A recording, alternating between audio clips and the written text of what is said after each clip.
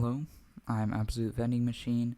I'm going to be reviewing Vozaxhi's Cave Story Beta Remake mod, and this is my first unscripted video. Let me know if it's more preferable for me to do this. The reason that I'm making this video is because I'm making my own beta fan game called Cave Story the Desolate, and I also said that I would make a video on the Cave Story beta if it ever came out, and although obviously that seems pretty unrealistic if you're kind of watching the scene surrounding that, this is the closest thing to that, so that's why I'm making a video on it. So the first thing I want to do is I wanted to cover the development history a little bit of this project, and that started with the Pix Archive, which was a Cave Story beta related project that started in 2021 and edited around the middle of 2022, where then Vozaxhi picked up the repo of this and used it to make their beta mod. And now I'm going to get into the actual mod.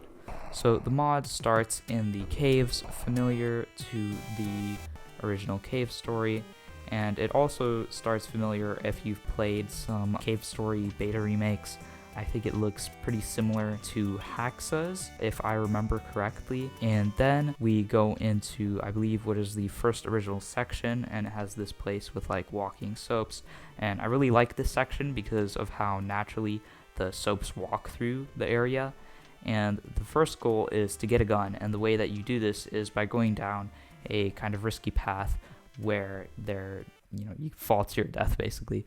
And it can be fun, but if you lost all your health like I did, then it'll be pretty hard because you have to make sure you don't get hit throughout the entire sequence.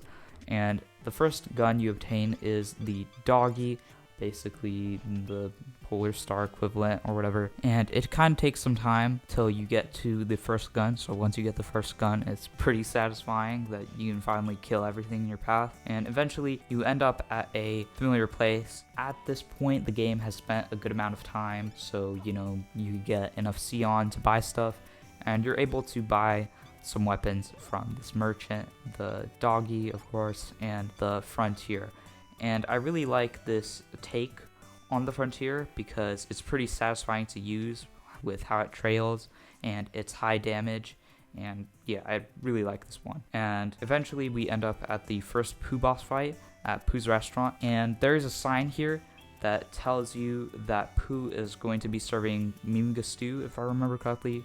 And this kind of ruins the ambiguity with the first encounter of Pooh, but I don't think that's what Vozaxhi was trying to go for anyways, so that's just my opinion, personally. But anyways, it's pretty easy like in the GDC footage, and eventually you get to the safety room, and here you can buy the Fireball and Dog Vulcan, and the Fireball, same to the final counterpart, except it's actually weaker compared to the final game, but I guess that's to keep it more in balance with the other weapons. And the Dog Vulcan is as good as it seems. It's a stronger weapon compared to the Doggy with faster fire rate and whatnot, and it has a hold fire, so it's as OP as it was. And a detail that I noticed with the weapons, specifically to the selling mechanic, so you can sell weapons to get back Sion, is that the price of weapons continuously decreases throughout the game. So for example, the Frontier was 20% cheaper from the second shop to the first shop, and later in the game these weapons get sold for even cheaper with at least as much as double the amount of ammo, making them way more viable later in the game. And one thing that you'll find is that if you start min-maxing, you can exploit the sell prices of weapons due to their ammo count to get infinite Sion. And with the prices that weapons are typically sold at later on, you can exploit this really easily. This is actually what I did in my first playthrough, but I went ahead and played a second time fully to get some B-roll, and I didn't use this exploit. It was still not that much harder than if you were to do it, so if you're really just craving to use all of the weapons, and if this exploit isn't patched, which it probably won't be, I would recommend that you do this. The next part of the game is the cavern, and this part requires you to find computers to deactivate shields around the room, and once you deactivate all the shields, you can eventually reach the cellar, which has a save point, and then you go to the natatorium. You like the dictionary? I do too. This is another part from the Now You beta footage, and so therefore it's accurate, and this part has you going through windy paths to eventually end up at a soap neighborhood, I guess you could call it that. And here we can find Pooh and Oscar's house, and we can eventually find Pooh brewing a bubble to capture a Mimigo with. And guess who the lucky Mimigo that was captured is? It's Sue. Then it's the second Pooh boss fight, and this time Pooh has soap fires, which adds some challenge. Then we end up at this central. If you go to the left, jump into the spiky pit that you're not supposed to go to, as the sign tells you, you can eventually reach an old Mimiga who will give you a stupor cake. And to get to the stupor cake, you will actually have to ride across these cat trash can soap things, which are pretty cute. You have to ride them across a spike pit, which is pretty easy as long as you don't mess it up. And if you go to the first central shop, you can buy 2 missile launchers, one being weaker and one being a faster 2.0 variant at, of course, a higher cost. And there's also a bubbler, but its capability in combat is actually pretty underwhelming. Anyways, we eventually end up at the abode of a human, and her name is Dee, and we have to build a rocket for her so that all the Mimiga can escape. And so we're told to go into the mines and retrieve the first rocket part. So at the mines, here we can find another classic beta scene, the excavation site, with Sue arguing that, she wants to escape the caves and all that stuff.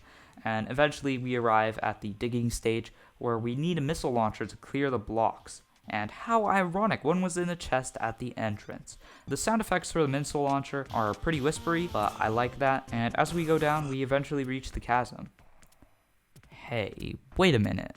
This place looks familiar. That's right, it's the bridge from my beta fan game, Cave Story the Desolate. Thanks for adding this, Vozaxhi, as it means a lot as a fellow Cave Story beta enthusiast. Anyways, it plays out similarly to my fan game, where you have to find an interactable object on the right, and then you confront the boss, who in this case is not Pooh or Oscar. I think the name for this soap is canonically Boris, but of course our fellow Cave Story beta OGs will have to confirm this one. With the name left ambiguous, this is certainly the most repugnant boss of them all, barraging us with bubbles and his fellow nerds to reign atop the roofs of this room. If you can end this fight quick, it's actually pretty easy, but if you don't, it becomes timely and therefore challenging, which was fun in my experience. And then after that, we have to deliver the first rocket part to Dee, and Dee says that we look familiar, and then we have to talk to Sue's relatives, and then it's time to go to the Sand Zone. And the Sand Zone is a map, I believe, from Afroscal's beta mod, which was sort of a hybrid between the original game and beta, from what I could observe. And the Sand Zone plays out like a puzzle in this take, requiring you to activate and deactivate how doors are opened by praying at statues to progress. And the first time going through this, it took me 2 hours, but once I figured it out, it was actually a pretty fun puzzle. Unfortunately, the crocs from earlier teasers of this mod didn't make it, which I believe the crocs were inspired by the beta concepts, but they didn't make it into this final version due to potential enemy clutter, as enemies would be too similar. And I mean, that's a little disappointing, but I definitely understand that. And eventually we fight Oscar for the first time, and Oscar has 2 floating eyes, the fires from the second Pooh boss fight, and lightning strikes, which makes this boss a fun challenge. And if you're freaking out, like, good luck. Anyways, after that we go back to the central, and since the door to Dee's room is closed, the next place to go to is the Waterways.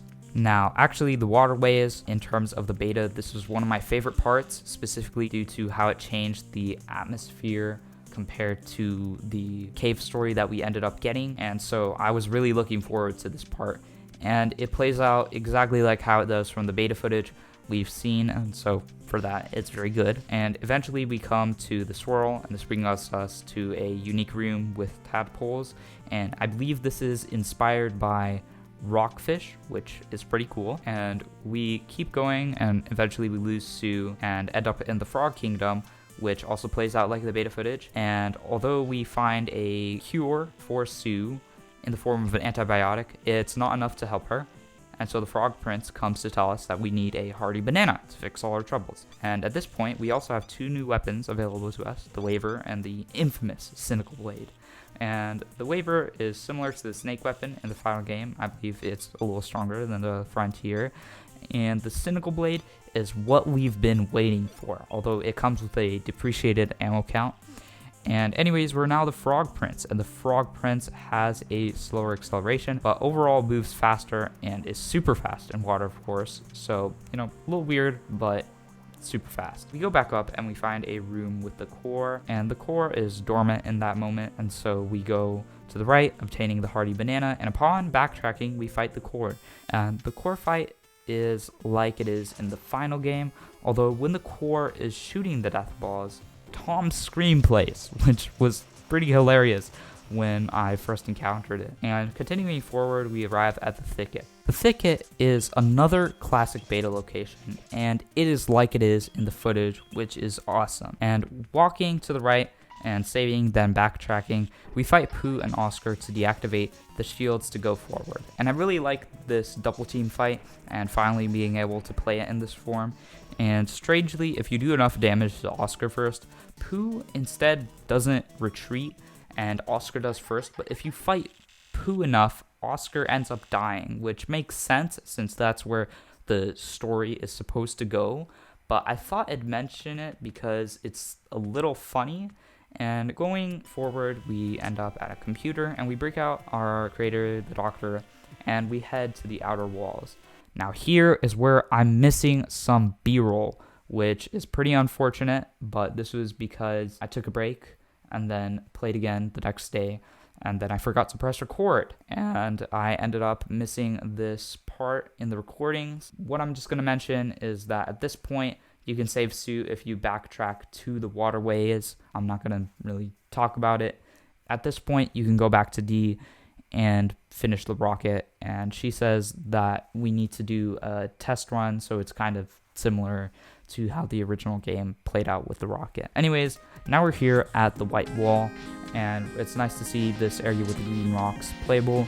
And then we go to a room called Ascend, and it's like the beta footage with the little spinning razor blade faces, and it has additional stuff.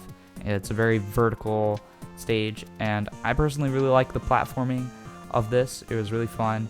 And after deactivating some shields, fighting Black Pooh, and backtracking, we end up finding the infamous Soap Walker, which is a funny boss fight with some spam, but I like the challenge of it, and I liked how it was executed, and it was a pretty cool boss fight to see. I honestly wasn't really expecting to see it, but it was, pretty cool and funny. And anyways, after this, we end up at Sky High, which is a really cinematic stage, climax of the game. And both times I remember I was playing this, I ended up clutching it like one hit left, so that was fun.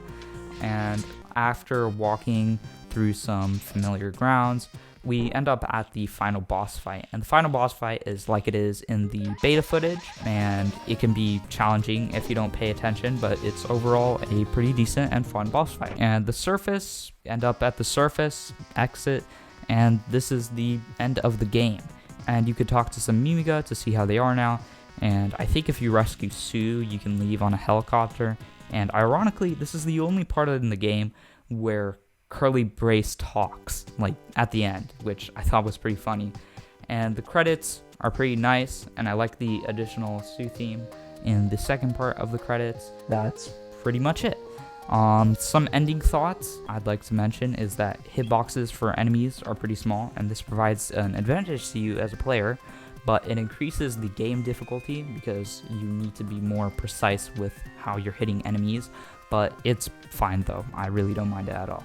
And the difficulty is in between the normal and hard mode of Cave Story, and overall it stays at a constant, whereas difficulty increases, there is always something to balance it out, or if it's easy, something to provide a challenge, which I like. And the context is definitely something you have to observe, as progression is familiar to Cave Story with this concept in mind. And overall, this is a very faithful and accurate remake, for better or for worse. And this remake, in my opinion, is the best way to play an accurate vision of the Cave Story beta. And of course, I'd like to mention this. Am I quitting my remake? No, not at all. Vozaxhi's is not the best in terms of gameplay, and I wouldn't say mine is either. But from the issues with this remake, I feel inspired to improve my fan game. And because this is finished content-wise, I can pull assets from it to speed up development, which is awesome. And, thank you, Vozaxhi, for letting me play this. Obviously, obligatory note, this is made on CSE2.